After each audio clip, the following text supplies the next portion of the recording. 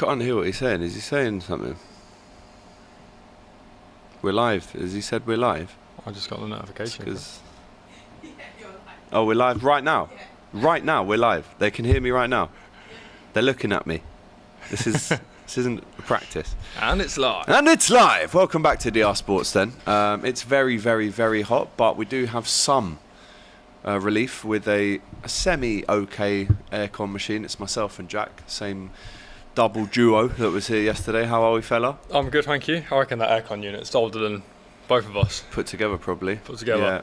Yeah, a bit of dust coming out of it. But hey ho, we're doing this for you. So why should they like this video, Jack? Because it's not just this. Be here later as well. Double dose, so lock in. And also, health and safety laws dictate, right, that a working environment should be a reasonable degree Fahrenheit. So we might be on the phone to the lawyers by the end of the evening. But yes, he is right. We do have Real Madrid versus Juventus tonight. 8 o'clock kickoff. We'll be going live from 7:30, 7:45. Myself, Jack, Raul, of course, and the main fella, Ty. Do you reckon we can get another DR Sports clips tonight that goes out tomorrow? Ty gets cooked for 8 minutes. Yeah, I just want to see what he's going to wear, because he turned up. He got Boohoo Idiot of the Week for rocking up to the studio in like gloves and a coat. He was wearing gloves. Well, I don't know, maybe. He was wearing 3 layers yesterday. Walked up in like 3 layers in 31 degrees, but. So listen, Ty will take bets on what he's wearing tonight. Not like that, but we'll take bets. Anyway, let's get into this. Transfer live at 5 on DR Sports. I hope you've been enjoying this effort, by the way, that we've been putting in for you. We obviously, at the minute, are doing a video that goes out around about 11 o'clock. We've got one at 5 o'clock. And on Mondays and Thursdays, you get a 12:30 live show as well. So please, do us a favour and smash that like button, because we need it. Right, and we deserve it, because we're working in very unreasonable conditions. But anyway, we can't complain, otherwise Robbie will sack us. But I'm looking forward to seeing the big fella tomorrow to get this aircon sorted. Anyway, let's get into this one then. The first story that I have for you, Jack. Noni Madueke. He remains one of the names on Arsenal's shortlist. There's no bids or proposals so far, but this story is almost halted a little bit. Yes, we found out that there has been talks over the weekend. Yes, we found out that there's interest. I don't think this one is maybe Arsenal's first priority. I think, and I can ask you as well, I think they'd prefer Eze. But this one, is it even a starter, this one?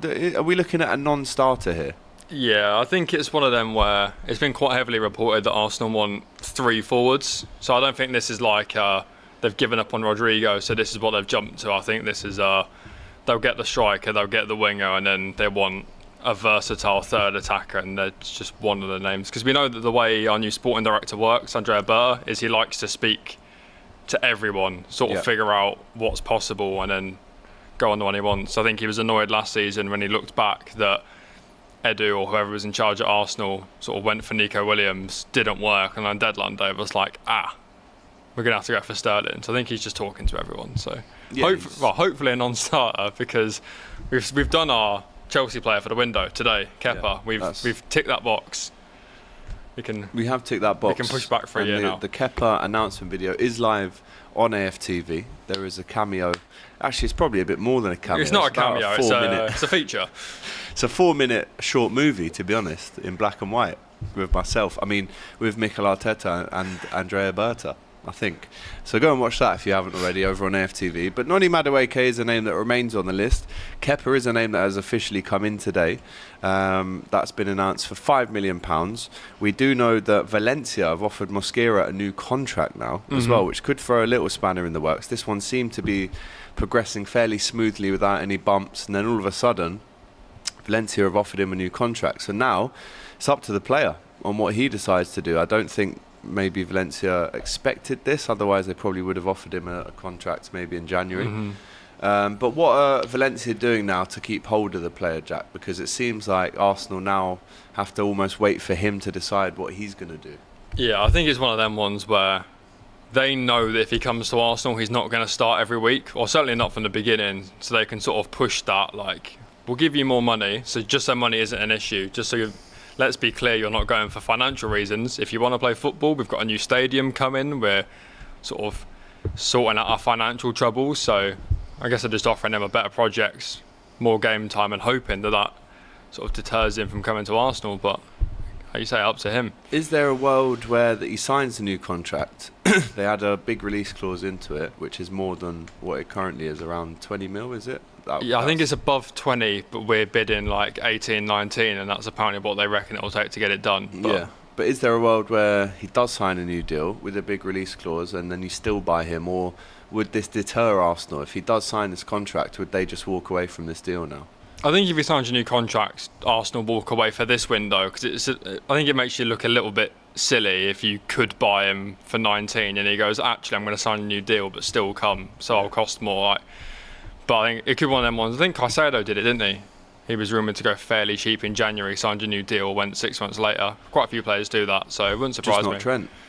Just not Trent, no. Just not Trent. Obviously, Mosquera probably loves the club that brought him up, and he just wants to get them a fee. Exactly. I mean, So that's good. That's good for him. I like it. I rate it. Are you a Mosquera fan now then? Yeah, I rate the fella, and he does come from good stock actually, because he's been playing for the Spanish under-21s, I believe, with Dean Howson. So it almost looks like if he plays his cards right, he walks into that Spanish first team, the selection, and just holds down that position for a while. But I like the move from Valencia, because they're not just backing down. Sorry, they're not just rolling over. They're not just accepting that the player will go to Arsenal. They're saying, well, hang on, let's chuck a new contract at you and see if that throws a spanner in the works. And there is a new stadium as well, so it's probably a fairly exciting time to actually play for Valencia. So, and like you say with the Spain thing, World Cup next year, give us one more year, we'll put a release clause in, give you a pay rise, you might play for Spain, or go to Arsenal, sit behind Saliba for a season. Are you going to the World Cup? It's a great Probably shout. not. It's a great shout. I mean, from his point of view, you get another season under your belt in Valencia.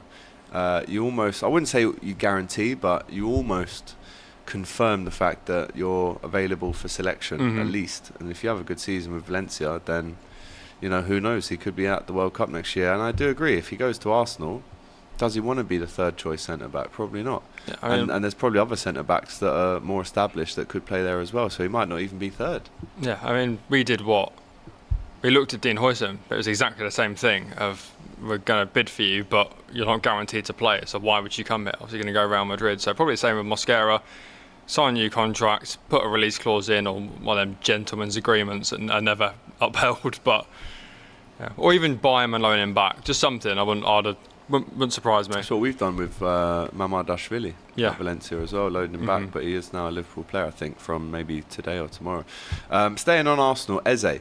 What is the latest on this one? Because it seems like maybe that story has overtaken the Madueke story. Arsenal seem to be really interested in Eberici Eze.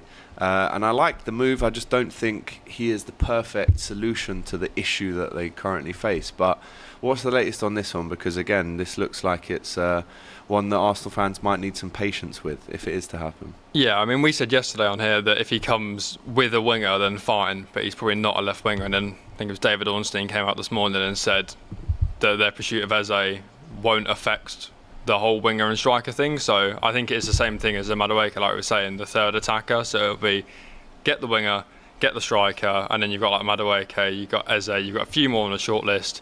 You know how much they'll cost. You've spoken about personal terms. You can just go for one. So, yeah, according to The Guardian, Arsenal, and Robbie said this yesterday as well, they have held talks with the reps of Crystal Palace and England midfielder Eze, 27, who does have that release clause of 67.5 million. So it's known now that they have been making contact with them.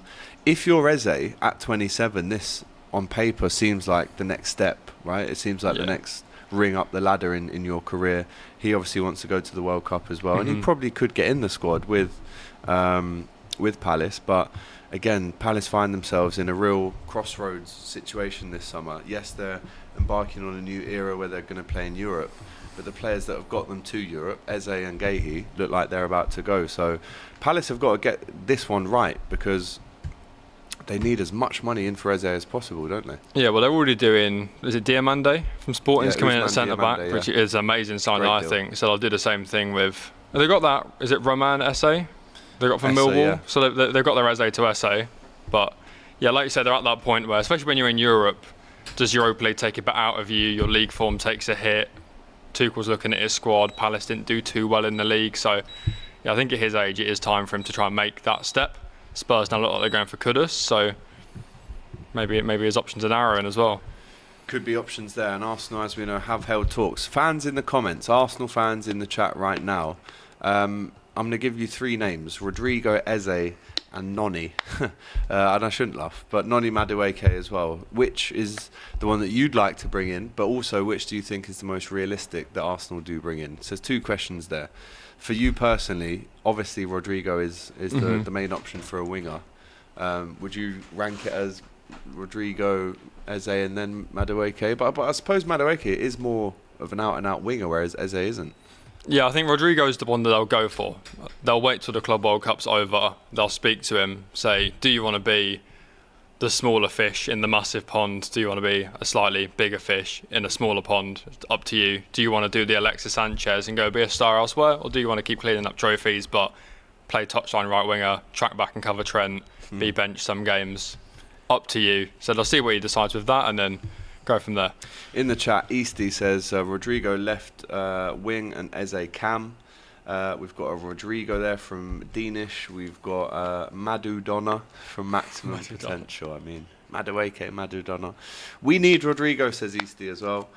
It doesn't even seem that hot in there, AGT, says Cecil. Well, Hassan has just come in here and turned it off because you, Cecil, are a little snitch and a glass. Right? Your helmet. Honestly, man, I don't see him cold. He's mocking us now, isn't it? It's all right. We'll get him back. But he says Eze all day. Cecil, is that over Madueke, by the way? Is that over Rodrigo? Let us know in the chat. Madu Dono is a mad name. It really is. 3 forwards, you say. Noni, Jackson, and Sterling are available, says AG. I respectfully decline on behalf of the Arsenal fan base. Respectfully. We've had Sterling. Thank you for your services. Thank you for your 1 goal against Bolton, but we will not be pursuing that one again. He got 1 goal. He got 1 goal against Bolton, which I think was already going in, and he got 2 assists against PSV when we were 7-0 up already, or 7-2 up already. Did he score against Preston? No, he rounded the keeper and missed in the last minute. Fair enough. And he missed a penalty against Girona. Fair enough, yeah, I remember that. Oscar, no, sorry, not that one, in the chat. We'll come back to that. But we have asked you in the way of a poll. Madueke, Rodrigo, or Eze. Arsenal fans, get in touch and make that vote. Madueke, 27%. Eze, 27% as well. But the leader is, of course, Rodrigo. 44%. Arteta signing an attacker is the question, says Michael. And I think that one, again, will take time. It's a patience one. You've got to see how the rest of the moving parts are all, progressing in Europe. I mean, there is going to be some domino effect when some of the big teams, some of the big 6 and some of the big 6 in Europe go for their first striker. I do think that causes like an avalanche of strikers to just move other places after that. And I can't wait for that. Because there's so many as well that they're going to move. It's not like there's a few rumoured that this could happen. It's like Gyökeres will definitely move. Sesko will definitely move. So it's where do they go? TK. Yeah, and options will narrow. If Arsenal make a jump for Sesko, that rules out Gyökeres. And then where does he go? If he goes United, then that narrows down Ekitike to you or Chelsea. But Chelsea have already done their strikers, so yeah. It's going to be a real clamour as well. But do get them likes up, people. Just shy of 800 people watching, only 84 likes. Come on, guys, it's hot in here, and we're back for the watch along later, Real Madrid versus Juventus. So please do us a favour and smash that like button, will you? Phil says anyone who thinks Arteta won't sign an attacker is just idiotic. Like his job is on the line. Well, it is a little bit. That's to a certain level. It is. Do you know the forwards he signed in his 6 years? Jesus, Havertz. Yeah, he was a midfielder. Okay. Marino, midfielder. Jesus and Sterling. Yeah. Is that it? Willian. And Trossard. Oh, the only forwards he signed in 6 years. Not going out and buying. I mean, they were calling out for it in January. It really could have impacted Arsenal's season if they did get a striker. Maybe. Obviously, it's hypothetical, but come on. He's got to be bringing in a striker. We actually had a debate on the show on last week where we guessed the date that Arsenal would bring in a Sesko or Gyökeres. I think I said July the 14th, maybe, I think I said. So Arsenal it's got to be before they go away. Yeah. They can't go on the plane to Asia and not have a striker, considering we've not been at the Club World Cup.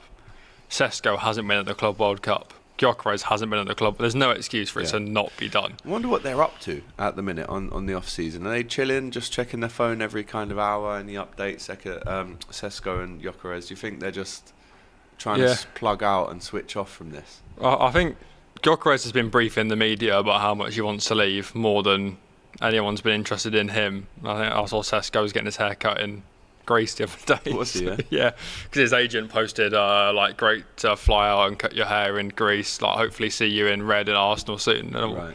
So you know what Arsenal fans are like online. They're all over that, aren't they? Yeah. Someone found that in about 4 seconds. Well, let us know, Arsenal fans. Noni Madueke, who has actually been linked to Brentford as well, I've heard today, allegedly. If Mbuemo goes, there you go. It makes sense. So Madueke, Eze, and Rodrigo, Gyökeres, Sesko, a lot of names still linked, but they have announced a player today in Kepa Arrizabalaga for £5 million, and he is allegedly joining the biggest and most successful London club. I saw on AFTV's Twitter. I don't work for AFTV Social, so I will not comment. No comment. I think they said the biggest club, didn't they? Biggest and most successful in London, I think, was the actual wording, but we can get a VAR on that for sure. I don't know. Let's move on to Liverpool. I've literally just done a video on the COP TV just on this, and it is according to Florian Plettenberg in Sky Germany. He says there, and it's not just him, by the way, there's quite a lot of journalists reporting on this one today, that the advanced talks are taking place over a summer move. We've also heard today, according to Dave O'Cop, who isn't the most trusted tiered journalist, but we have also heard that the personal terms have been agreed. Allegedly, it's a 5-year deal. And I actually said in the COP TV video, isn't it weird, today's age, right? Clubs and players will agree personal terms way before they've agreed a fee with the club. Yeah. It's not supposed to work like that, but because of the way or the commodity that information is in amongst all these journalists and social media, I do think it's probably the way it's going to be now. Like, you agree a fee wage-wise, and you agree personal terms, and it should be the other way around. You agree the fee with the club and then do all that stuff. Well, I think players have got more power now, haven't they? Like, that's it. If you go to, if you go to like a Sesko, you go to Gyökeres and say, here's the wage we'll offer you, here's the project. He's probably then going to go to Sporting and be like, I'm not going to play for you. I'm not going to train. So then they have to bring their price down, which is not how it should be. And then you get the situations like you've been in recently where the players run their contract down because they agreed personal terms with another club sort of 2 years ago, got Duolingo, and then on a hot streak on there. Even like Kanate and that lot now, you shouldn't be able to speak to him. You can't speak to him until 6 months left, but you can guarantee they're in his ear and speaking to his agent, and there'll be loads of clubs being like, just give us a shout what you're doing. Yeah. Just let us know, because the player power, the social media, the journalists, the clicks, the engagement, that's what the commodity is. That's the new wave of how these things work. And unfortunately, Liverpool's still very far away from agreeing a fee with Crystal Palace, who do have a 20% clause inserted from when Chelsea sold them to Palace. So I think they're going to be looking to reach that. I mean, that's why they wanted 70 last year, because they want their cut. They don't want to give Chelsea that big a slice of the pie, do they? So this one is still gonna be a long process. Palace defender is described as being top of the list at Liverpool, as we know. I think this one gets done for nearer to 50 than 40 because of that sell-on clause from Chelsea in 2021. And agreed, it's nice that they've agreed terms in terms of the contract and the wage, which obviously will be a lot more than he's on at Crystal Palace, I assume. Yeah. Well, maybe not a lot more. He'll probably be on like 100, 120. I think at Palace, I'm not sure what he's on actually. Well, if he's coming to the end of a deal that he signed 4 or 5 years ago, it wouldn't surprise me if he's a lot lower than that. But I think it's a unique scenario with him where Palace are probably happy to have him for another year and lose him for free. Like it's not one of those ones 50K, where you... man. He's on 50K. And you'd offer him, what, 100? Probably, 80, we'd say, maybe? well, we'd double it, I think. I think that would still fit it well within the, the schedule and the structure that Liverpool have set up. But he signed that deal in 2021. And he's been on 50K a week since that. And after net, obviously, that's 25K a week, which... don't feel sorry for him. He's still going to get around and be all right. But, I think Liverpool do have the power to say, let's agree a fee. We'll give you 100 grand. It's double your wages, and then we try and agree a fee with Palace. Yeah, but I do think this one happens, but not yet. Yeah, it might take 2 weeks. It must be nice to see Liverpool as well actually being a bit proactive and sort of getting things done like the year before. I think one of the things Liverpool before that I criticised a little bit was sort of they kicked the can down the road a little bit. Yeah. Like it was we know the midfield's ageing, but we're not going to bring in any midfielders until it all falls apart, and then you're panic loaning Arthur, and then you had the same thing with the defence where you sort of didn't bring any defenders in, and then Van Dijk does his ACL, Matip gets some injury, so does Gomez, and it's like, we've got no one. So it must be nice that there's Reece Williams, Henderson, Kabak, Fabinho. Oh man, that was dark times. Still finished third though in that season, man. But now you're actually sort of a season ahead, being like, well, we don't know what's happening with Konate, so someone's coming in, and we're going to do this, and we're going to bring in a few players in and add some more depth, which is probably something you've probably been critical of before. Yeah, for sure. I mean, Liverpool, as well as bringing in Guehi, they also need to lock down Konate on that deal, and I agree. Kicking the can down the road, that technique doesn't really work when you become successful. The big clubs are sniffing around a year before your contract even ends, like Real Madrid. So Liverpool, get that Konate deal signed, and they'll also bring in Mark Guehi. That's what I'm asking. What point do you draw the line with Konate? Because one of my Liverpool fan mates was telling me today, he said to me it was like he wants 200k, but that's a little bit above your wage structure, and he's had injuries, and he's had like 1 or 2 really good seasons. So they're saying, if that's what he's asking for, it's probably unreasonable. Maybe it's you refusing to give him that rather than him refusing to sign. So where do you... Yeah, I think he'd love to sign a new contract at Liverpool. He's never once spoke about leaving Liverpool. And the wage would have to be around about 150, I'd say, to fit within the structure. I understand he's had 2 incredible seasons at Liverpool, and he's been an absolute monster. Honestly, he's saved Liverpool so many times with last-ditch tackles. He's so quick and strong. He just moves people out of the way. And I can imagine he would be annoying to play against. The amount of times I've seen Martinelli burn Trent, I'm like, oh my God, we're through. And I just see this arm from Konate come out, and it's like, nope. Nope, not today. Shop is closed. So Ibu Konate, I reckon if he agrees a fee of around about 150 per week, I think Liverpool get it over the line. Because Real Madrid, they're definitely not paying more than that. There's no way. He's not getting 200 at Real Madrid. So we'll see how that one progresses. But Mark Guehi, handshakes, yeah. Personal terms agreed, yeah. Fantastic. But now go and sort that fee out with Crystal Palace, who, if Mark Guehi signs for Liverpool, his first competitive game for Liverpool would be against Crystal Palace in the Community Shield as well. So just before we come back to Liverpool, a bit of breaking news on Malick Fofana. Fabrizio Romano says Nottingham Forest have agreed a deal with Lyon for Malick Fofana. No agreement yet in terms of the player side, but the fee has been agreed. Fofana waiting for the Champions League clubs, with Chelsea still keen on the player. And again, I've been reporting on Fofana for the last 2 weeks. Even from a Liverpool perspective, it's not just Liverpool, it's not just Chelsea and Forest, it's Bayern, it's Napoli as well, who also want the player, who I've done a bit of research on, looks really good. But is this almost Forest maybe future-proofing themselves if Elanga leaves? Yeah, I think is that what it is? You look at what's happened at Lyon as well. You just sort of think everyone can take advantage while it's still being figured out, go and jump on. Have you seen that PSG are trying to save them? Yeah, they're going to pay their instalments of Barcola early just to keep them in the league, which is that would be interesting. Some favour for rivals like that, but I guess they do owe them some cash, don't they? It's a bit like City with their 115 charges, and Liverpool just go, actually, we can help you out a little bit. We're not going to help. But Forest fans, let us know in the chat. That's a big one, isn't it? The pull there from Forest, if this one does go over the line, would be sensational, really.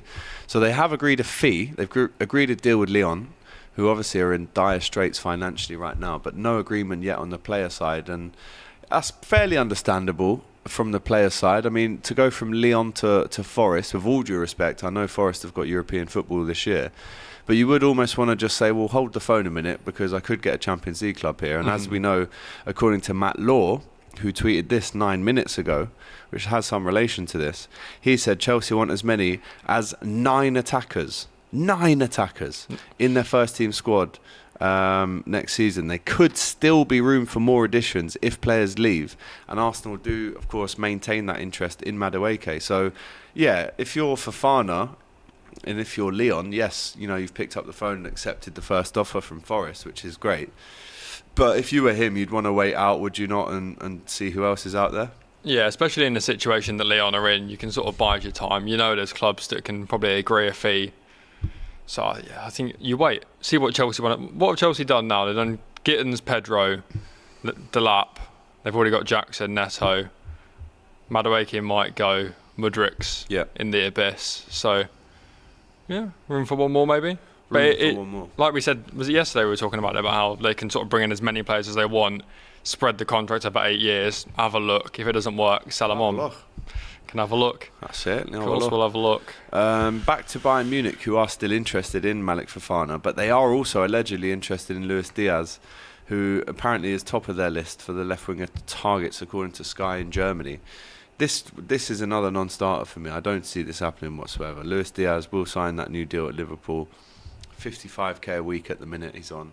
Yes, he's been courted and may have had some exchanges and conversations with Barcelona and Bayern Munich. His agent is doing his due diligence, but I think that one gets locked down. And if you're asking me who should start left wing for Liverpool next season, still Luis Diaz, by the way. It's not Anthony Gordon, it's Luis Diaz.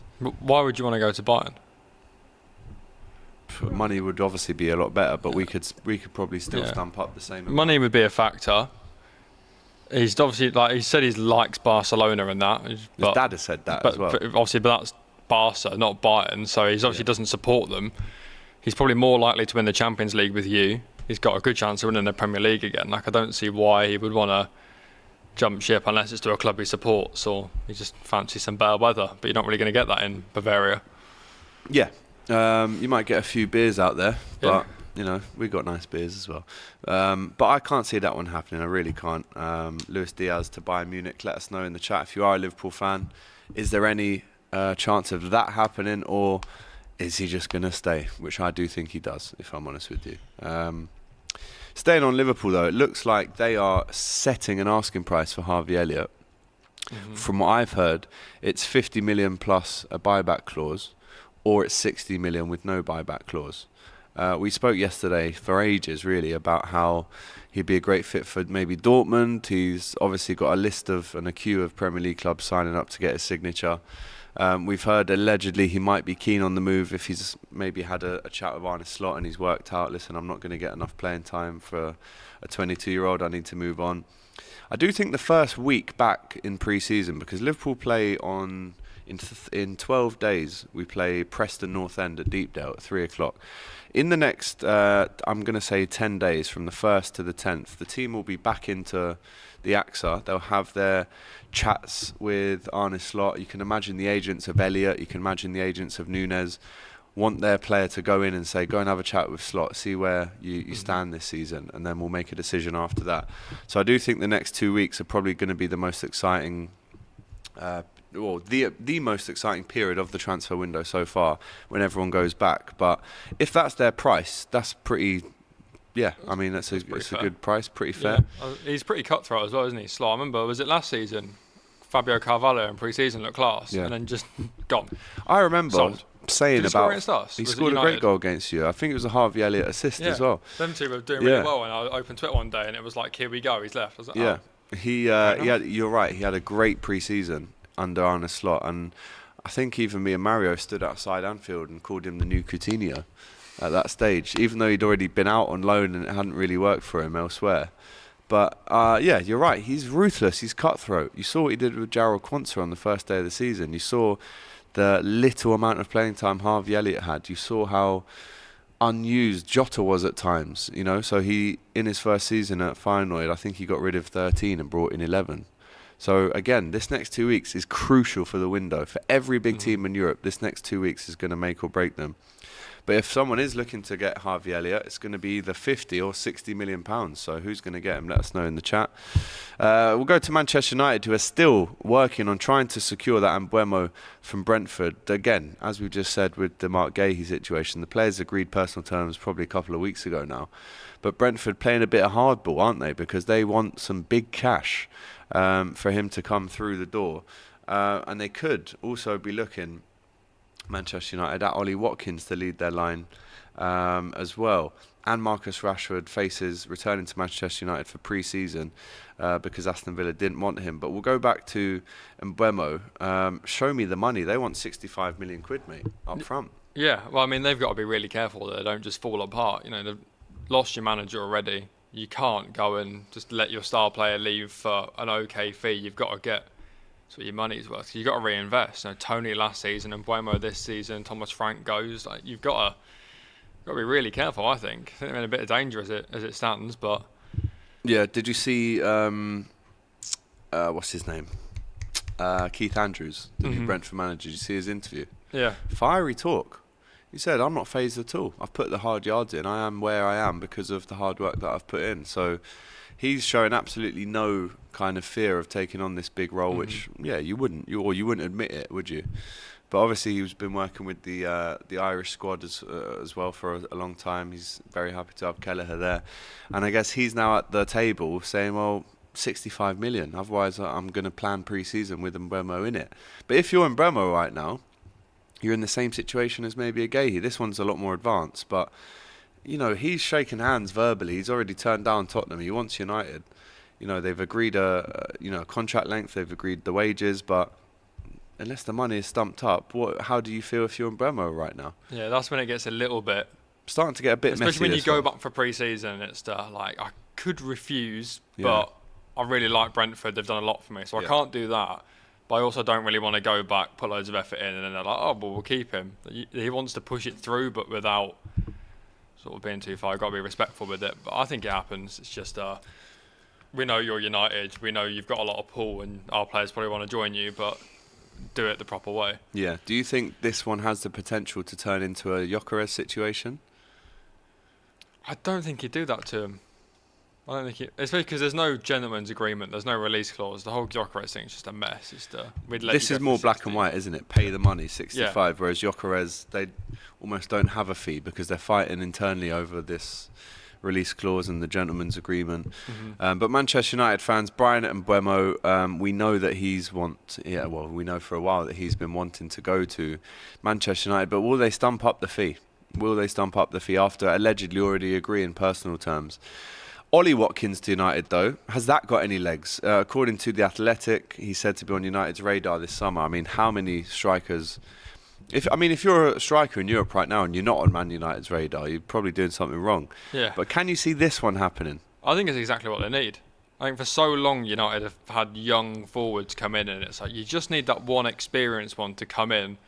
Like when Højlund came in, and it was always meant to be Højlund and Kane, just someone to learn from for a couple of years. Didn't happen, and then I don't think he's a great player, but you did kind of hang Højlund out to dry by making him the starting striker at Man United at such a young age. So, Watkins, experience, probably wouldn't feel the pressure as much. He can play some games, drop out. He's not going to stop the development of the younger players because he's quite old himself.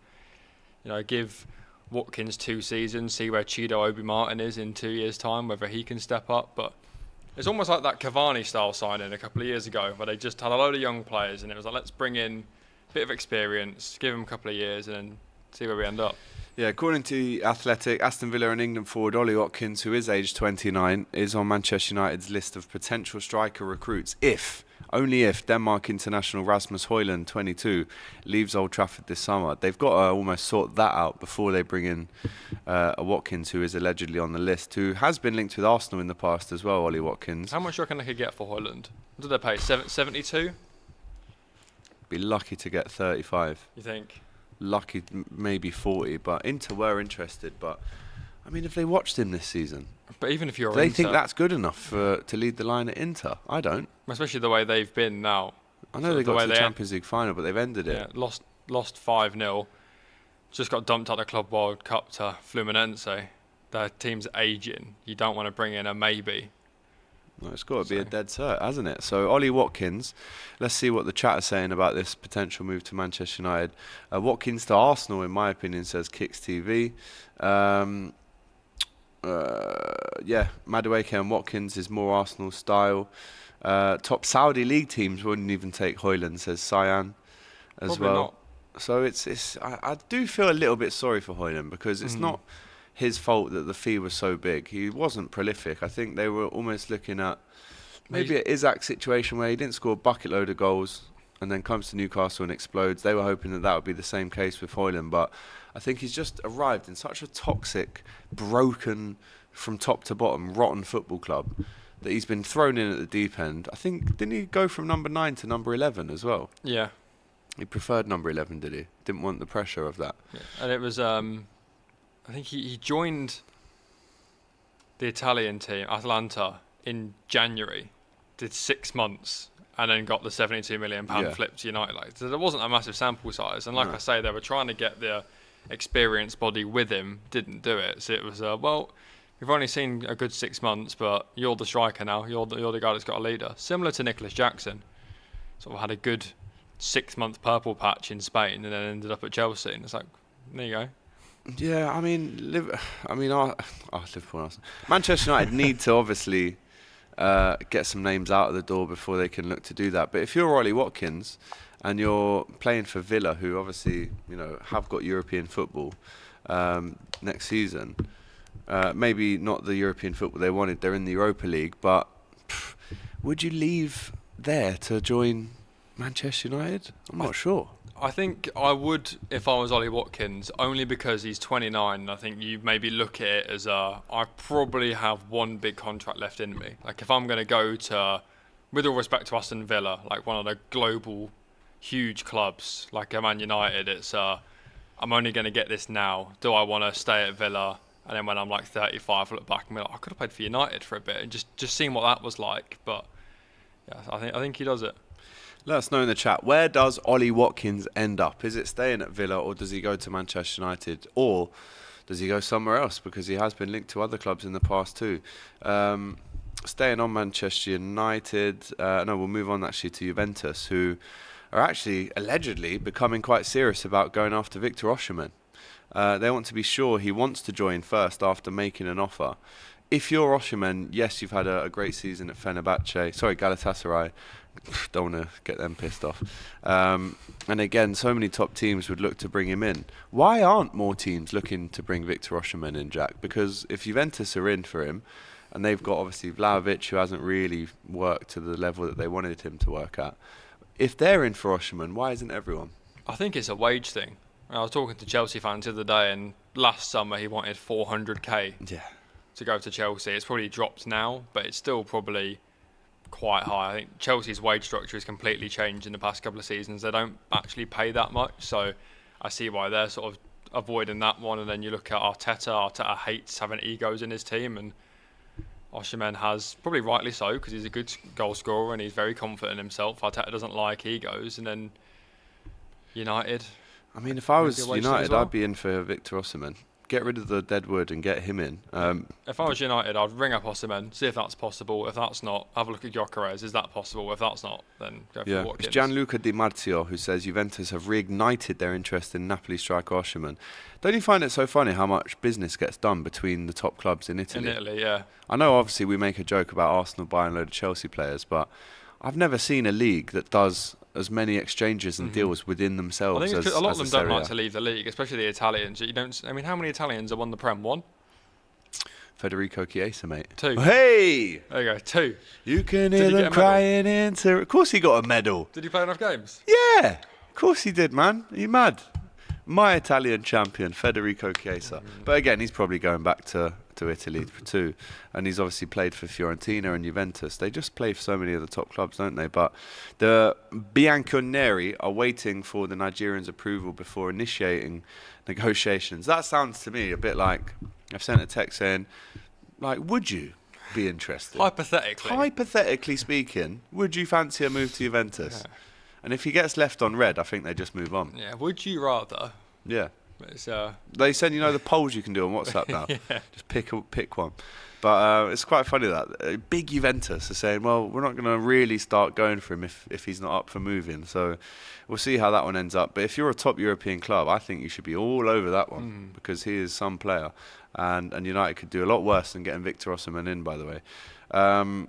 So just to round it up for you, Noni Madueke still remains still remains on Arsenal's shortlist, I should say, alongside Eze and Mosquera, who has been offered that new contract by Valencia. Will he sign or will he not?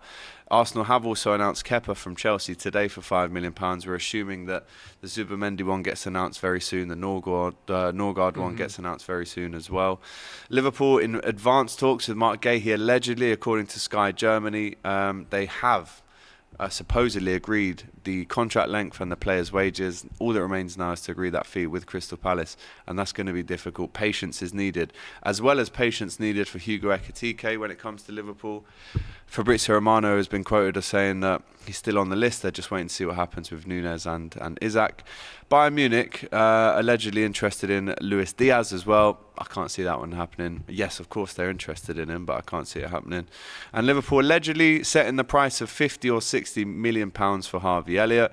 United working on trying to secure Mbuemo from Brentford still. The personal terms have been agreed. It's just that fee with the club once more. And Ollie Watkins to Manchester United. Could that one be on the cards? As well as Victor Osihmen to Juventus and potentially Manchester United as well. Jack, any final words? Stay with us. We'll be back in very convincing. 2 hours. In 2 hours, we will be back, right, for a show with Raul, myself, Jack and Ty for the Real Madrid versus Juventus game. And we're going to see if Juventus really do need that striker to come in. Put your comments tonight in the chat of how many layers you think Ty will be wearing when he walks into the building, and we will get back to you. I reckon 3. He's got an Arsenal training T-shirt on. He's got the zip-up jacket, and he's coming in a coat. Have you ever seen a Ty sweat? No. He's just cool under pressure.